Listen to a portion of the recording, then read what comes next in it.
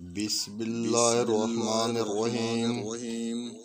شروع کرتا ہوں اللہ کے نام سے جو بڑا مہربان اور رحم والا ہے۔ قوم لوط پر عذاب۔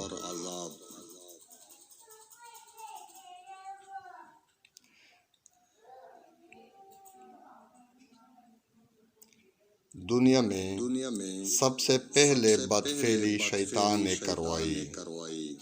وہ حضرت لوط علیہ السلام کی قوم میں خوبصورت لڑکے کی شکل میں آیا۔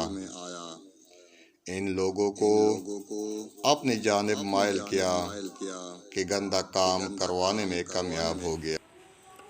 لوگ اس برے کام کے عادی ہو گئے۔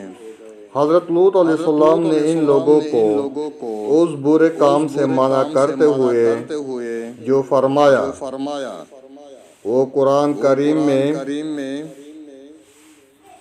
ترجمہ کیا، کیا وہ بے حیائی کرتے ہو جو تم سے پہلے جہاں میں کسی نے نہ کی، تو تم مردوں کے پاس شہوت سے جاتے ہو عورتیں چھوڑ کر، بلکہ تم لوگ حد سے گزر گئے۔ بدفعلی حضرت لوط علیہ السلام کی قوم کی ایجاد ہے، اسے لواطت کہتے ہیں۔ پیارے آقا صلی اللہ علیہ وسلم نے 3 بار ارشاد فرمایا، اس شخص پر اللہ پاک کی لعنت ہو جو قوم لوط والا عمل کرے۔ جب قوم لوط کی سرکشی اور بدفعلی قابل ہدایت نہ رہی تو ان پر اللہ پاک کا عذاب آ گیا۔ حضرت جبرائیل علیہ السلام کچھ فرشتوں کے ساتھ خوبصورت لڑکوں کی شکل میں حضرت لوط علیہ السلام کے پاس پہنچے۔ ان مہمانوں کی حسن و جمال اور اپنے قوم کی بدفعلی کے خیال سے حضرت لوط علیہ السلام فکر مند ہوئے۔ کچھ دیر بعد ان کے قوم کے بدفعلوں نے ان کے گھر کو گھیر لیا اور مہمانوں کے ساتھ بدفعلی کا ارادے سے دیوار پر چڑھنے لگے۔ حضرت لوط علیہ السلام نے ان کو سمجھایا مگر وہ باز نہ آئے۔ آپ علیہ السلام کو دکھی دیکھ کر حضرت جبرائیل علیہ السلام نے کہا، آپ فکر نہ کریں، ہم فرشتے ہیں اور ان بدکاروں پر اللہ پاک کا عذاب لے کر اترے ہیں۔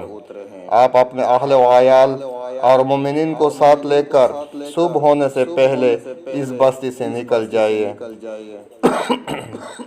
اور کوئی شخص پیچھے موڑ کر نہ دیکھے ورنہ وہ بھی عذاب میں گرفتار ہو جائیں گے۔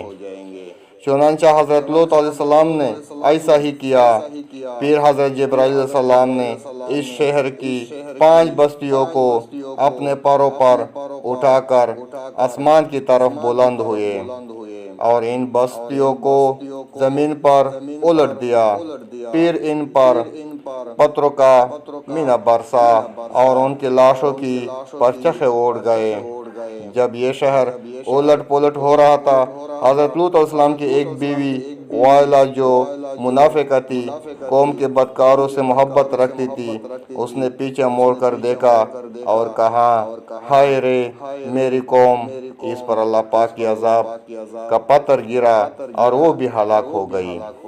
بدکار قوم پر برسائے جانے والے ہر پتھر پر اس شخص کا نام لکھا تھا جو اس پتھر سے ہلاک ہوا۔